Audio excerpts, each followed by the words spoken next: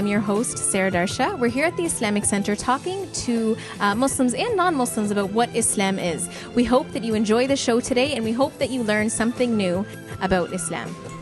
We're here with Imam Jamal Talib, the Imam of the Islamic Center of Southwestern Ontario. Welcome to the show. Thank you. Welcome. Thank you. Imam Jamal, talk to us a little bit about Islam. What is it? What is it exactly? And how we can come together as Muslims as a community. Islam, the religion of submission to God, and to submit to your God is for the betterment of someone's life and for the betterment of others as well. So therefore, when Muslims understand Islam appropriate manner and they learned about Islam, they contributed a lot to the humanity. And we can see, for example, in the field of physics and chemistry and mathematics, that we contributed a lot because we believed Islam as a submission to God is to discover yourself and to discover society around you to benefit those who need to be benefited. Because Islam mainly here is to build, and إعمار الأرض استعمركم فيها, as the Quran stated, استعمركم فيها is you're here, your job is here to build this humanity, and build the humanity in all kind of building. So therefore, anything that's coming to destroy this image, this beautiful image of Islam, then it is not from Islam. So we need to understand that Islam is a religion who came with the first word of read. And the book Quran, the book itself, Quran, the meaning of the Quran in Arabic language, it was driven from the word read. So it's to discover. And when God tested Adam in the first time, he tested him about علم وعلم آدم الأسماء. علم آدم الأسماء in the Arabic language, Adam was tested because of his ilm, and he was respected by the angels because of his ilm. And even the angels, they said, how come you put on earth someone that they might mischief, and we're there to serve you and to have this devotion to you. So God tell them, with knowledge of Adam, that the earth will be built. So knowledge, book, pen, is what Islam is really focusing on. And in light of, the different things that are happening around the world, how are Muslims supposed to react? How would the Prophet ﷺ, how would he have reacted, and how did he react in difficult times?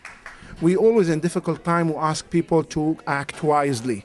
The Prophet ﷺ, he was faced with many difficulties, and with some people also who understood Islam in wrong way. So, and he acted wisely. He taught those people what is the true Islam. And the story that we told in the ceremony today, it's about a man that he used to stand before people and he used to say, I'm following Islam and I'm a true Muslim.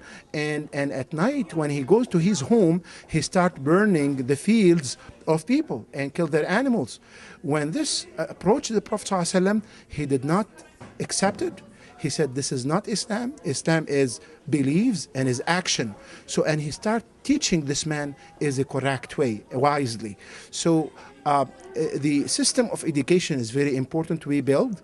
The fear is not gonna do anything, and maybe the enemies of humanity, whatever their names is they're creating this environment of fear, is people not to discover each other's, and instead of knowing one another, that they build this hate among people. And this is against the teaching of Islam. The teaching is Islam emphasizing of people knowing one another, build this trust among each others for the betterment of humanity, and to contribute back in any kind of in any methods of life back to the community. And this is the real worship in Islam, that we understand. If in a city, for example, like London, if there is no doctor, that the rest of the Muslims will be sinner. And if there is no engineer in the city of London, that the rest of the Muslims will be sinner, because our due. We have to Islamically we have to cover these areas that will serve people and cover the areas needed. So we have to have doctors, we have to have engineers. But those who are calling for the being civilians being targeted, and they're actually way from Islam.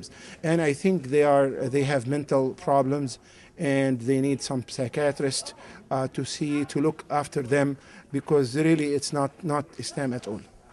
Thank you so much for joining us today, Sheikh Jamal. It's my pleasure. Thank you very much.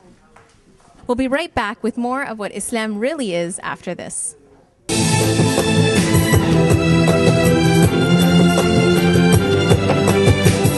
have Shaf with us. Welcome to the show, Shaf. Hi, how are you, Sarah? Shaf, talk to us a little bit about how you feel as a Muslim today. You know, there's been some recent, negativity around Islam. Talk to me about what Islam means to you. Well, first of all, Islam is, for the most part, it's really in line with the Canadian values. In light of the tragedies that did happen, there are a lot of benefits that come from these types of incidents. For one, I have a lot of friends that don't necessarily ask questions unless events happen. And despite the negative stuff, there's a lot of positive that comes from it. I think after the tragedies of November 11th, I'm pretty sure the rate of Islamic conversion actually went up. And there's people that really do want to learn more about the religion before they judge. So that is a little bit of a positive spun from a negative situation. And in terms of all the backlash that's happening, it is negative. But I think those people are negative in general to start with. I think the people in the average public and the nice people in general, they really do understand where our values are, where their neighbors. Again, we're very in line. That's one of the reasons why people want to come to Canada, is because it's not different than how we normally feel. The social welfare system is very much in line with our upbringing and our understanding of our religion. So it is very good in that sense. But again, we do feel bad for the tragedies, just like anyone else would feel bad for the tragedies.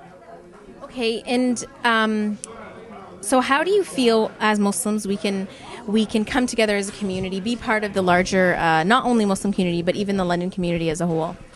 I don't know if we haven't been doing that. I mean, everyone kind of lives their life according to the values that they grew up in Canada. You'll see a lot of Muslim people that are from different parts of the city that act differently. They're not necessarily acting the same because they're Muslim. They're acting the same because they're Canadian. And then their religion helps them with their values and helps them stay on course. And again, these are things that really do work well with the Canadian values in general. So to be Muslim and kind of act like that is not necessarily to act differently.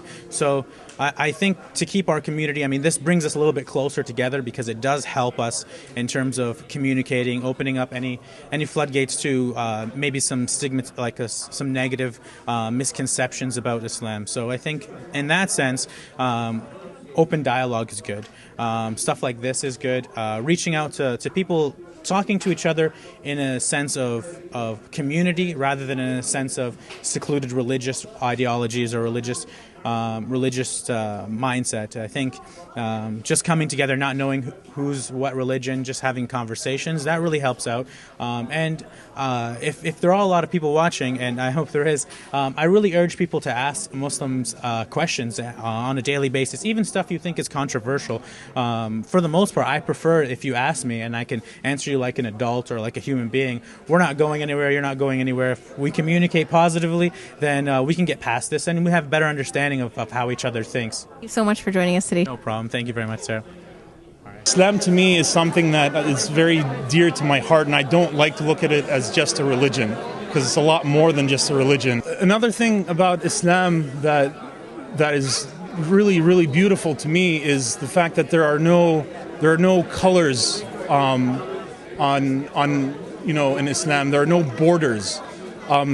Islam is a faith that lives in the heart, and because of that, it doesn't matter where you come from. It doesn't matter what color skin you are. And the only thing that differentiates us is the faith, the level of faith that we have in our hearts, and that's only known by Allah, by our Creator. So there's nothing that really from the outside that we really aren't supposed to differentiate between each other. You know, it's Allah's the only one that can do that, and that's only based on the level of faith that we have for Him. So.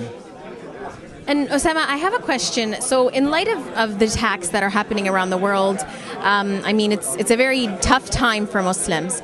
So what do you think, what are some things that we can do as Muslims to bring together our community, to work with the community? What do you think we should be doing?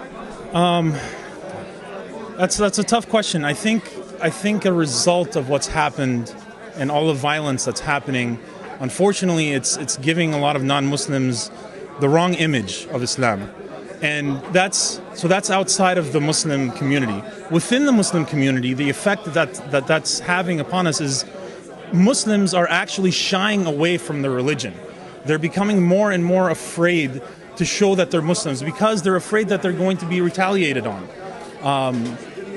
So I think it's very important that we stand together and support one another and reinforce our validity and our certainty within our faith. I think we have to know that Allah's watching everything. He's aware. He's fully aware of everything that's happening, and just like it's a test for the victims to these incidents, it's a test for us as well. You know, how true are we going to remain to our faith? The only way we can fight what's happening is to let people know that this is not Islam. Islam is not what it's not. Islam is peace. And if you feel like the Prophet ﷺ was still here today, how do you think he would handle such difficult situations? Oh boy, you know, subhanAllah, I think he would, if he was with us today, I think he would take the most non-violent approach to addressing the people.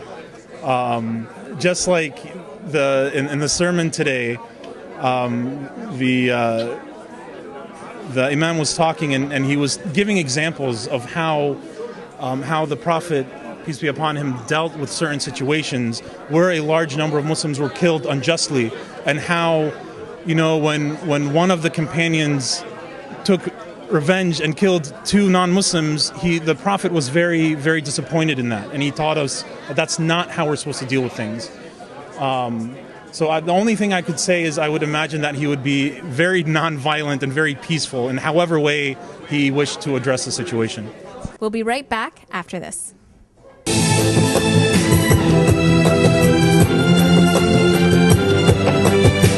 We're here at the Reclaim Honor event happening at the London Muslim Mosque. I want you to come with me and we'll take a closer look at what it is. As a community can help one another and set that example for anyone else outside of the Muslim community so that they can say this is what Islam is all about. Look at what the Muslim community is doing in order to address this issue, to set that ideal, to be the exemplar, to be the example so that others can say that we want to walk in their footsteps. Assalamualaikum. We're here with Dr. Munir Al-Qasim at the Reclaim Honor event. Welcome to the show, Dr. Munir. Thank you very much for having me. Dr. Munir, tell me a little bit about why an event like this is important in the London Muslim community. It's not only important in the Muslim community, it is important, period, because statistics show that a woman is physically abused every 9 seconds. And if we add to that psychological abuse and other forms of abuse, then it becomes an endemic that should attract our attention. It is very important that the event, reclaim honor and promote honor, prevent violence, is initiated, conducted, and done by youth, meaning that the youth really are feeling that something in the previous generation has gone wrong, and they would like to initiate a solution for that. And they have done it in such a way that they had faith leaders, they had care providers, they had families come and talk about it. So it was very important for me to come forward and touch on this very important community issue that touches all families, and knowing that the family unit is the most important unit in any community, I wanted to contribute by saying something about it. On the show, we're trying to kind of dispel myths about people have about Muslims. Now, the Reclaim Honor event, how do you think that's going to contribute to that? Okay. See, people today read very little, but they watch a lot. And this is contributing to a distorted view and image of Islam. And people are looking globally and seeing a world that has gone mad. And, all the violence that is conducted in the name of this peaceful, great religion. And again, I know that somebody who heard me right now say peaceful might have shrugged and said, oh yeah, because people are seeing things, and instead of getting angry at people's reaction towards what they are seeing and hearing about, it is very important that we do something about it in a wise way. And in my speech I did stress the importance of wisdom that Prophet Muhammad, peace be upon him, had to teach, among other things. So wisdom is very important in dealing with the issue and in dispelling all the myths that are associated with this religion. And as we say, these are myths, and we need to help people get the right picture about reality. Reality usually is covered by a layer of dust, and we are here to remove that layer. Thank you very much, Dr. Munir. Most welcome. You're most welcome. Thank you. We're going to go for a short break, and we'll be back right after this.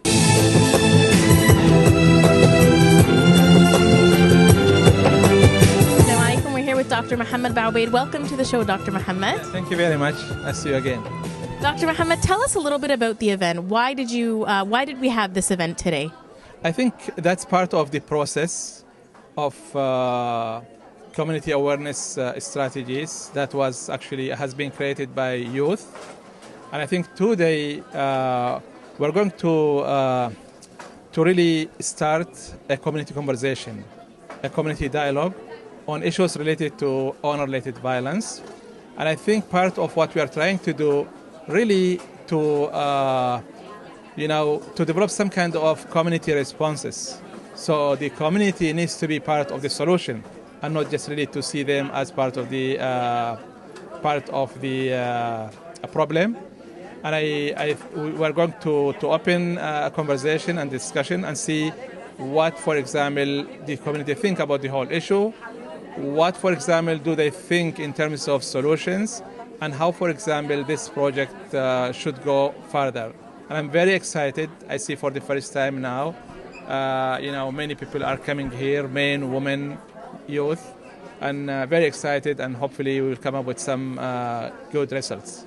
Why is it important for the Muslim community to come and participate in this event today? Yeah, as was mentioned at the beginning, family violence is a universal problem.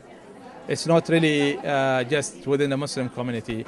And I think because we, within the Muslim community, started this campaign, I think maybe 14 years ago, and we have been really continuing engaging the community. So I think it's important for the Muslim community, first of all, to understand what the issue is, but also to recognize and to acknowledge that we have problems like many other communities, like any other communities. And family violence is a very, very complex problem, very dangerous. If we are not going to do something about it, it's going to impact not just the community, family, but also it's going to impact the community and everybody. So I think because of that, it's important that everybody in the community needs to be part of this wonderful initiative. Talk to me a little bit about the team. So you have a group of youth working together. How do you feel that's beneficial to the Reclaim Honor initiative? Our role at the Muslim Resource Center for Social Support Integration is to create a safe space. And I think, the uniqueness of this project is really youth-driven project from A to Z. Really meaning They are the one who are define, what is the issue, how they want to, how they perceive it, the title of the project, and also really they are the one who has been creating the whole process: community awareness, capacity building, engaging mainstream services. I think it really showed me.